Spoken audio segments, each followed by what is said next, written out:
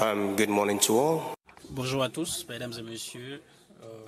Tout en respectant tous les protocoles établis, je voudrais faire une petite présentation de la banque et les solutions aussi bien que les interventions dans le domaine du commerce que nous avons pour promouvoir le commerce intra-africain et appuyer le continent pour le porter à un niveau plus élevé.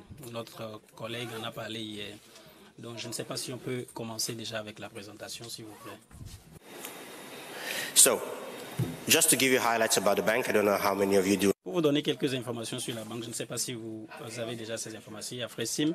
Multilateral trade finance institution created in 1993 Nous avons été créés en 1953 sous l'égide de la BAD et nous avons donc célébré notre 50e anniversaire l'année passée. Et nous sommes très fiers de cela. Notre vision, c'est d'être une banque de financement du commerce en Afrique et de stimuler l'expansion et la diversification du commerce africain pour accroître la portion du continent africain sur le marché international. Et nous faisons ceci en étant une institution orientée vers le commerce. Notre mandat, comme cela a été élaboré, vise à faciliter, promouvoir et étendre le commerce intra-africain en agissant à travers trois activités, par exemple le crédit pour financer le commerce, les services de garantie et les services conseils. En ce qui concerne notre présence physique aujourd'hui, nous avons 7 bureaux régionaux au Caire, le siège. Nous avons une branche à Abuja qui couvre la zone anglophone de la région ouest africaine. Nous avons le bureau à Abidjan qui couvre l'Afrique francophone et nous avons Harare au Zimbabwe qui couvre l'Afrique australe et nous avons Kampala qui couvre l'Afrique de l'Est.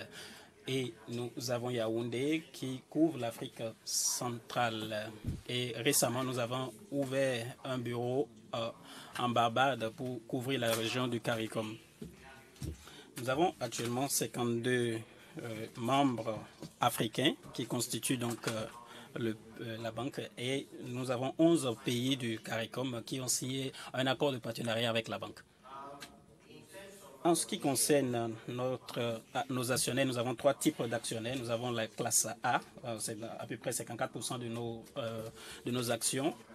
Et cela inclut les gouvernements africains et des institutions désignées sur le continent africain, des institutions multilatérales. Nous avons la classe B, environ 46%.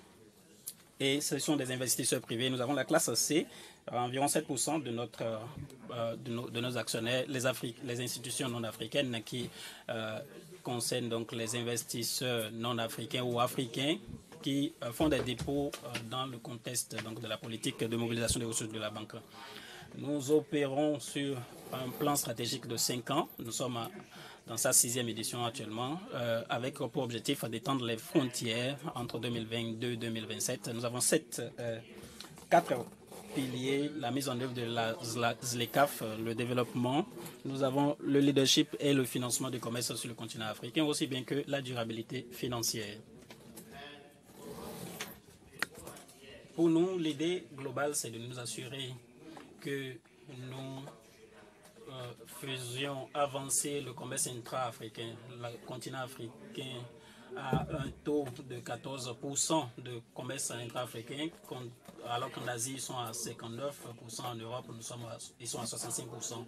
Alors, qu'est-ce que la banque fait pour promouvoir et donc faire avancer ce pourcentage de commerce intra-africain? Nous avons mis en place plusieurs solutions de financement et je vais parler de quelques-uns. D'abord, nous avons notre facilité mondiale qui est une facilité qui a été créée à travers les entreprises multilatérales, multinationales africaines avec des champions africains. Et nous avons ce système pour appuyer les groupes africains et à travers la facilitation de l'accès au marché et à travers l'assistance aux entreprises africaines dans la diaspora. Parce que nous croyons qu'il ne s'agit pas seulement aux institutions, aux entreprises multilatérales européennes ou occidentales qui doivent nous aider, mais il y en a en Afrique que nous pouvons appuyer pour qu'elles puissent exporter leurs services et leurs produits hors du continent. Nous avons aussi la garantie ADD Connect qui apporte des solutions aux entreprises pour leur connexion aussi bien que pour leurs besoins logistiques.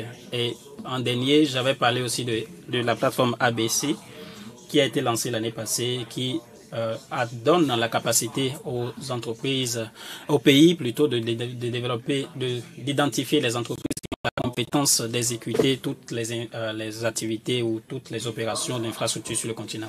Nous avons lancé Africa Motive Strategy. Nous avons plus de 30 composantes actuellement sur le continent africain et nous voulons rendre ces composantes disponibles sur le continent. Récemment aussi, un projet sur lequel nous sommes en discussion avec la CEDEAO, c'est le Fonds de garantie transafricain.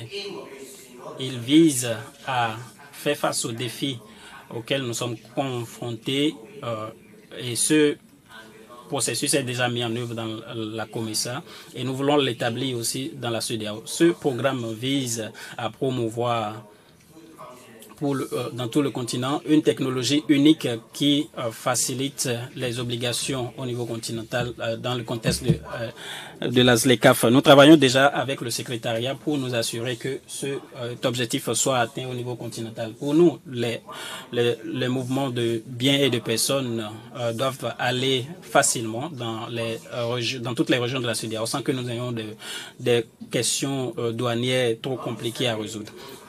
Nous avons aussi notre branche créative. Nous avons le Africa Creative qui vise à investir dans les secteurs comme le textile, la production audiovisuelle. Et nous travaillons avec des clients sur la région.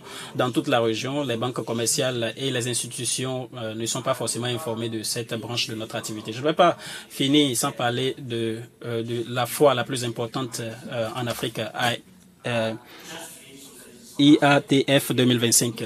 L'année passée, nous avons pu mobiliser 40 milliards de dollars d'accords de commerce. Nous avons 56 pays qui ont fait des présentations et 1700 présentateurs pendant cette fois. IATF a atteint cet objectif de créer un marché continental.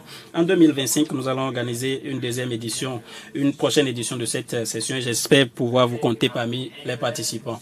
Je vais finir en disant le réseau, ou plutôt le bureau le plus proche, c'est à Abuja et je vous prie de nous contacter. Nous sommes là pour appuyer le développement du continent d'un point de vue infrastructure, d'un point de vue création de petites et moyennes entreprises. Nous avons tout ce qu'il faut pour vous aider. Venez vers nous. Merci.